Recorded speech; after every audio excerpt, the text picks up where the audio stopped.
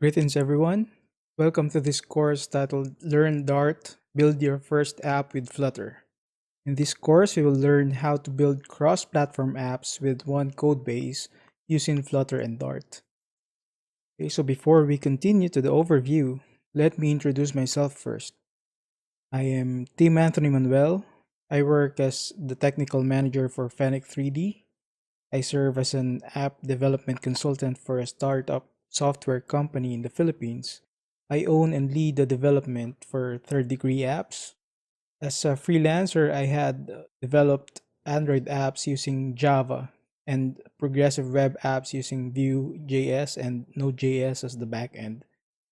I had worked extensively with industrial machine automation and machine vision systems in my previous jobs. I also love making 3D models using SolidWorks and as well as 3D printing them. Okay, so now that we have that out of the way, let's go to the course overview.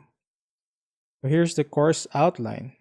After this overview, we will tackle getting started with Flutter and Dart on the first section. After that, we will start the development of the chat app in the second section. On the third one, we will discuss the list keyword and we will make a list of chat messages. Section 4 introduces Firebase, in particular Cloud Firestore, the database that I was talking about earlier, and Firebase authentication.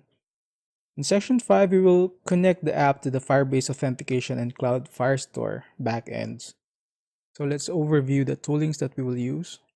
Okay, so the SDKs that we will need are Flutter's SDK, Android SDK, and the iOS Xcode toolchain. So for editing your codes, you can use Visual Studio Code, Android Studio, or IntelliJ IDEA. Okay, so for source code management, I would recommend using Git because I have very bad experience with Subversion and Mercurial. So Git from their website, git-sem.com. So what are we going to build?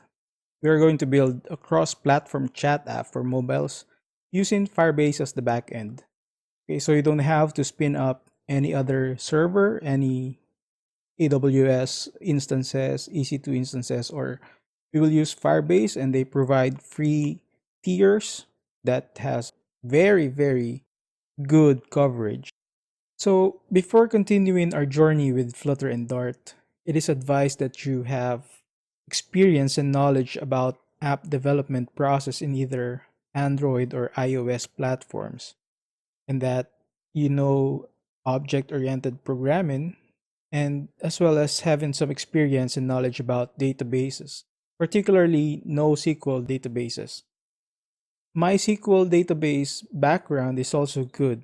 It's not good, but the database that we will be using, which is called Firebase Firestore, it will be much like NoSQL.